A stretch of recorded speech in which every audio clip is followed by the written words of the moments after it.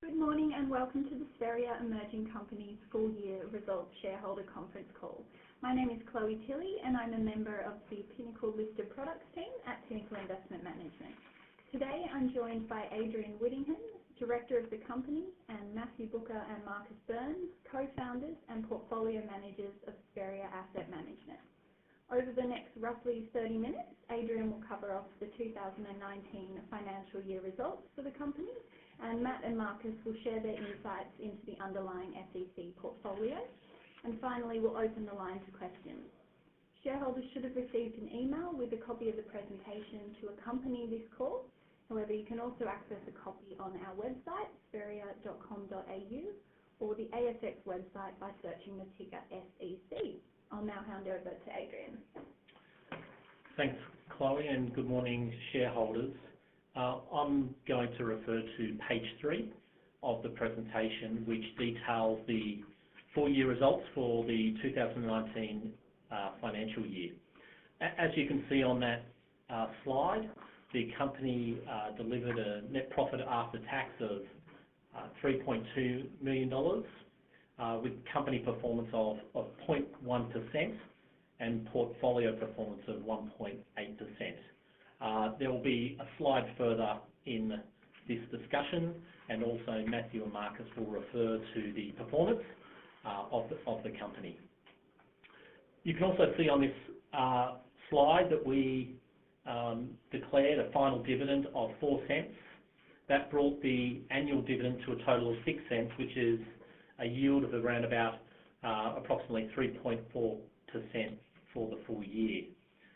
Importantly, for those of you that can use all the franking credits, it was 100% grossed up, equates to a nearly a 5% yield for small companies. So that's around about 4.9%.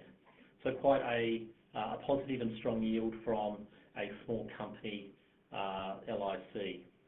And then finally on this slide, you can see that the dividend ex date is the 5th of December, with a payment, 5th of September, with a payment date of the 20th of September 2019.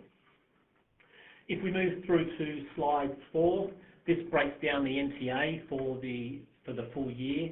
As I mentioned, you can see that the NTA started, or at the end of the last financial year, was $2.10. Once you take into account performance, dividends paid, you'll see how it aligns to the $2.04 as at the 30th of June 2019. Most recently, you would have seen that we released the most recent NTA on the 16th of August, which at a pre-tax level is $1.93. Moving forward to slide 5, this talks through the performance over the last year and a more recent period. You'll hear from Matthew and Marcus that it certainly, if you look at microcaps and small caps, it has been a challenging environment for investors. We can talk through that, and we'll also talk through the opportunities that we see in this sector. But overall, you can see that the company performance for that 1 year was 0.1%, as I explained earlier, relative to the benchmark for small company investors of around about 1.9%. And finally, before I hand it over to Matthew and Marcus, on slide 6, here you can see the performance of the company net of fees, which is very important. So it's actually what the clients receive relative to the NTA. And as you can see, we did over the year we did actually experience a closing of the discount, but as you'd be aware, we have seen that sort of increase more recently. And on the last slide, and after Matthew and Marcus speak, I will discuss what we are doing to address closing that discount to NTA. So what I'd like to do now is hand it over to Matthew and Marcus to talk about the portfolio. Sure, thanks Adrian. It's Marcus Burns here, one of the co-founders. What Matt and I will do briefly, just give you a quick reminder of the philosophy of how we're investing shareholders' money in the small cap space. And so on page 7, you'll see a slide we've shown before. We think it really illustrates very clearly how we think as a team and how we invest money. And you'll see two charts here. Really, what these are showing are effectively a stock we find attractive, or we actually did find attractive, which was Certex. This was an earlier holding in the fund, in the company, which was taken over a year ago and made shareholders a lot of money. And you can see there that the earnings, or the EBIT, if you like, which is an accounting measure, we reconcile that with the cash flow, the underlying cash earnings of the company. And we like stocks, we find attractive stocks that have a very good reconciliation of cash flow to earnings. And the history there is one of growing and indeed good reconciliation of cash earnings. And we found a very good entry point in Certex about 2 years ago now, when it was sold off very aggressively on a bunch of one-off things and some temporary earnings downgrades. It got very cheap, and we bought that stock very cheaply, and it rebounded very well and got taken over by a Chinese investment firm at the end of the day. And we contrasted that with a company called Mesoblast. Not that we're trying to be negative on any particular stock, but another stock in the medical space that invests very heavily in R&D, but hasn't yet commercialized its products, and so has a consistent cash drain or a consistent call on investors or shareholders to raise money. And we find those kind of stocks less appealing from our sort of process and bottom-up investment point of view. I think the beauty with buying cash flow businesses is that if the market does dislocate at some point, the companies can self-fund their way through those volatile periods. So we know that we've got an anchor there in terms of that self-funding, and that gives us a lot of comfort in the portfolio construction. If we move on to the next slide, which is slide 8, it just shows you the sort of market dynamics we've seen in the small cap industry. We split the market up by quintiles, so the most expensive quintile being that red one, and you can see over the past year or so the re-rate of that top 20% of the small cap index. So I think if you looked at the start of the year, that sort of high quality basket was trading at a 30 times PE. By the end of the year, it's at about 120 times PE. So there's been a massive re-rating in what people deem as quality companies. But what it also shows you is that 80% of the market hasn't moved much at all, and that's where we're finding significant opportunity in the small cap index, and we think we can make a lot of money at these levels. And just on that point, I mean, it's we've seen a lot of money switch out of sort of active investors' hands into a combination of passive and quantitative investors. Quantitative funds tend to use computers and models and literally look backwards at what has been the most successful strategy in recent times, and tend to try to employ that. It becomes a little bit circular. That's what I think Matt's referring to when he says that those stocks at the top end got re-rated. And we think it's creating considerable opportunities at the bottom end of the mid-cap, the mid-small cap area for us to invest in. On page 9, you'll see a sort of graphical representation again of what we call the wax stocks, which has become a very common term in the smaller company space. The wax stocks are stocks like WiseTech, Appen, Afterpay, Altium, and Xero, which are indeed part of that top quintile of stocks we flagged earlier. Very expensive stocks. We think some of them are very good businesses. Some of them, unfortunately, don't currently make any earnings or any cash flow, so they don't really fit our process. And yet all of them have one thing in common, which is very strong top-line growth, and that appears to be getting the attention of the quant funds and the sort of ETFs at the moment. Anyway, that basket of stocks had a market capitalisation of close to 30 billion around June 30, since it's risen even further, with an earnings or an EBIT combined of about 250 million. So the measure we use, which is EV to EBIT, getting too technical here, is a multiple of 120 times, which is very, very high indeed. And we contrast that with the basket of stocks that we own in the portfolio, comprising City Chic and HT1 and Breville, sort of names you'd know, very common household names, great businesses, on significantly lower multiples, where the market cap is a total of about 4 billion, and yet the earnings are actually about the same as that wax basket. Just moving on to slide 10, and what we've seen in the market is microcaps have lagged the small cap index, and we're actually finding significant opportunity in the microcap space, and we have tilted the small cap portfolio more towards microcaps recently, just because of the valuation opportunity. And what you have seen this month is you have seen microcaps actually outperform this month. We're seeing quite a bit of takeover activity down in that microcap space. A lot of the companies there are just bereft of any interest, but they're good quality companies and they're trading at very low multiples now. We expect M&A to continue in that space, and we suspect that the disconnect between some of these high-flying small caps and the microcap space will converge. So there's a lot of opportunity down in that space, and good quality companies, as Mark has pointed out before. Just on that point, I think we've seen probably an increase in buybacks occurring in that space as well, Matt. Is that fair to say? Yeah, the companies are flush with cash generally. They've got good cash flow, and they are looking to buy back stock, which obviously will help close that discount in terms of valuation. So significant opportunity down there. I don't think there's as much risk as people think in the microcap space. If you wind back 2 or 3 years ago, everyone was trying to clamour into that space. It was very fashionable at that time, and now for whatever reason it's on the nose, and that creates opportunity. Yeah, we should highlight when we say we're tilting towards micros, it's not a 50% tilt of the fund. It's a sort of 5% increase in weighting there, and more recycling out of more expensive larger cap names into micro. There's no style shift. It's entirely consistent with our mandate, as we outlined when we floated the company. So it has been a couple of takeovers. Wellcome was the most recent one, which we've owned for a long time now. Yep. It's a company that's kind of in the graphic advertising sort of space, but it really was a company that's aligned to the growth in social media. And for whatever reason, that company's share price had lagged, but it was taken over at a healthy premium earlier this month.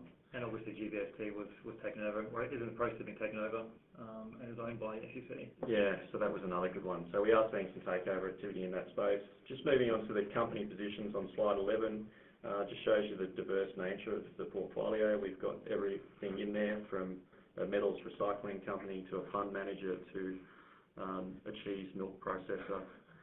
So there's a good diverse range of companies. Some of these companies are facing some challenging times at the moment, but the valuations reflect that, so we're buying them quite cheaply. And we actually think the outlook for some of these companies is improving quite significantly.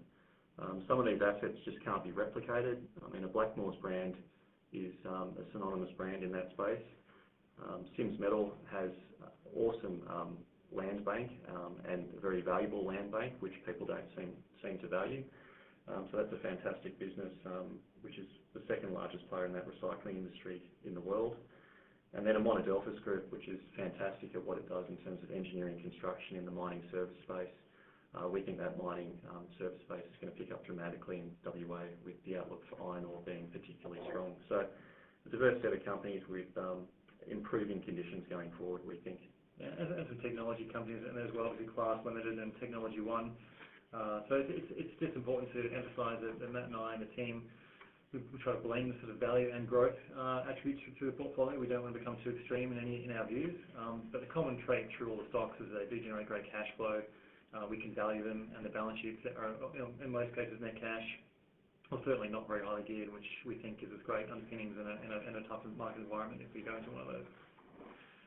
Just to wrap up on page 12, as Matt sort of highlighted before, we think that there's a real valuation anomaly opening up in the microcap space.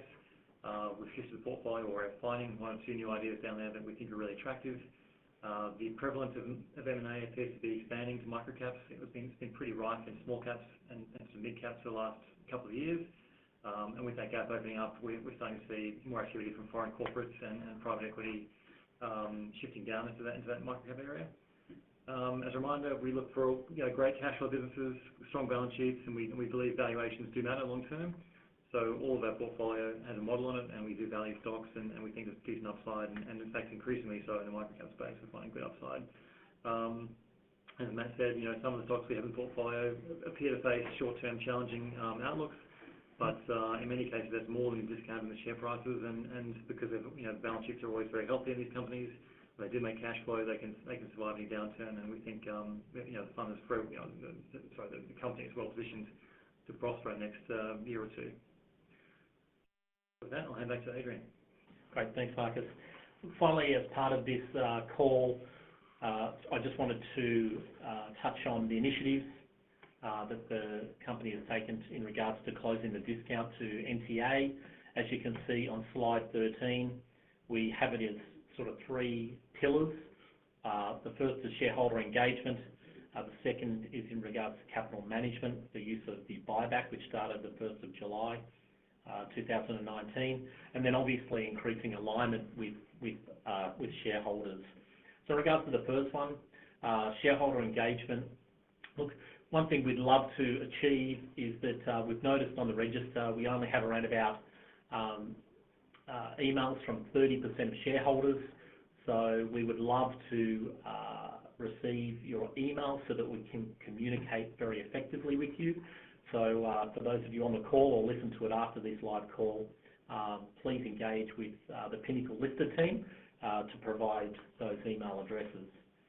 The other thing that we held most recently was our first SEC was part of the Pinnacle Listed Investment Summit. It was very well attended. That summit addressed a number of challenges and opportunities for this space. You can see further information on the Pinnacle website as it relates to that summit. And also, you'd be very well aware, we now provide the NTA in a weekly format. We want to provide as much transparency as we can for shareholders, and we welcome any questions that you may have on that. The other aspect, which was the on-market buyback, look, the company has bought back more than 450,000 shares now since it started the buyback.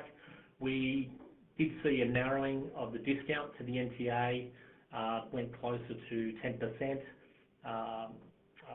approximately 3 to 4 weeks ago. We have seen it widen again more recently. Hopefully we see that as more of a short-term phenomenon, and clearly you can see the discount now. It provides good opportunity for investors to get access to small companies which have had a challenging period, but as you've heard from Marcus and Matt, that there's a number of opportunities coming forward. And also the final piece is alignment with shareholders. Spheria, the manager, and staff now own more than $550,000 worth of shares as well, and you would have seen in a recent notice that they had purchased some more shares. Look, finally, before we move to questions, we do have the AGM on the 6th of November. We very much welcome your attendance in person, and if you do come along, please, we will obviously greet you, but please come up and introduce yourself to myself and also the investment team. So finally, just wanted to thank all shareholders for their support through what has been, we mentioned, a challenging year for pretty much all small cap investors. Things do look quite opportunistic moving forward.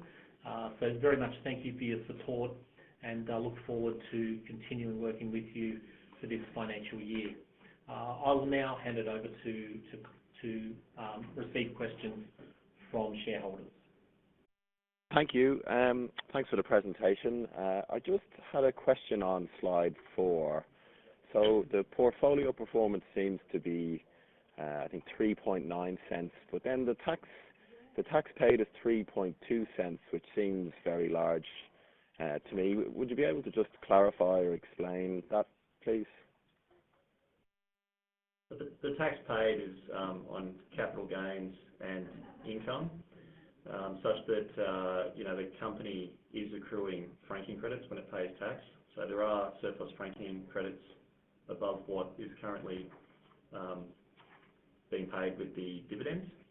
So yeah, I think there's in excess of $4 million of franking credits in the company currently, which are quite valuable.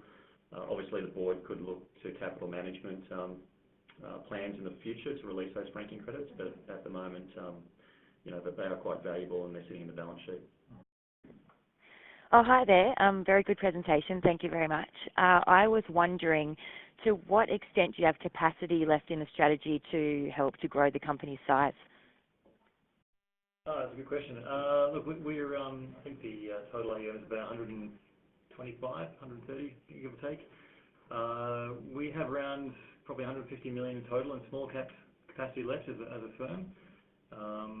And we are still seeing inflows into our core fund. So once we close, we will be soft closed to investors. So we don't see ourselves getting any larger than that total figure of around 700 million. We've said we'll be managing small caps, and that feels about right for us. So there's a bit more capacity there. The funds we may look to grow the company at some stage, but obviously key for us is getting performance and maintaining performance and communications, and obviously closing that gap to the NTA is obviously a priority for all of us. We should point out that 700 million is well below where our peers would run their businesses. I mean, you talk about some of our competitors, they're running billions of dollars in small cap. Yeah. So we think we're taking a high road there in terms of shutting it down at 700 million.